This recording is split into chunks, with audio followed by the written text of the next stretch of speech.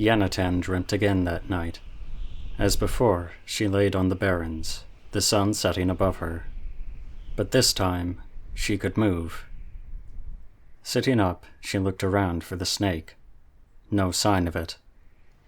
There was, however, a figure. Tall and thin, draped in a red and tan cloak, wearing a wooden mask styled after a Thylacine's face. Looking over the barrens, the figure didn't seem to notice her at first. Then she pushed herself to her feet. Hello? The figure looked her way. For a moment, they only stared at each other, dead silent. Interesting. What's interesting? You shouldn't be here. She snorted. So I've heard. Not like that. The mask's eyes were as black as coal. You shouldn't be here. Yanatan tilted her head. I shouldn't be in my own dream. You even know it's a dream. The man sounded pleased by this. But it isn't yours. Don't you know it's frowned upon to intrude like this? She blinked, mind too hazy to follow. Sorry, I suppose. No matter. He reached under his cloak and pulled out a long, dirty femur bone. Bits of dried tendon still clung to its ends and flies crawled up and down its length. A stench of death filled Yanatan's nose. He pointed the bone at her. And then Yanatan woke, blinking into the dark. Dodgy food again? Perhaps. She rose and dressed, ignoring the anxious feeling the dream had left her with. Yanatan and Ardus left from the city's eastern gate at dawn. As always, they rode side by side, rucksacks of supplies and gear tied down behind their saddles.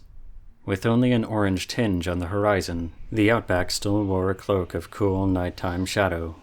Every so often, the short, scraggly bushes which bordered the road would rustle as some small nocturnal beast darted out of them. Yanatan found this to be an ideal time to travel. It was one of the few times the world seemed truly at peace, a comfortable transition between day and night, in which the worst predators of both were either just waking from sleep or going to it, and free from both the full dark and the overbearing sunlight. Any relief was welcome. Terra was still 2 days' ride away. As the sun poked up into sight, lengthening the shadow of each bush into a long black bar across the road, Ardus spoke. You'll be careful this time. Promise me that. Something in his tone set Yanatan on edge. That hint of melancholy, that vulnerability, had seeped through his shell again. Of course. Promise it, Yanatan. I promise, Pa. That seemed to satisfy him. For the next few hours they rode in silence. The sun heaved itself higher into the sky, showing the dark out with its light. By noon they spotted a few myall trees, and, after a quick check that no predators lurked in their branches, took a short break in their shade. The riders stretched their legs, and their birds sat for a few minutes, pecking leaves from the lower branches.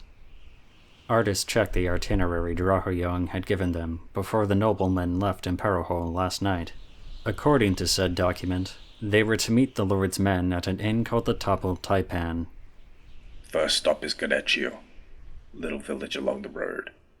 Ought to be there just after dark.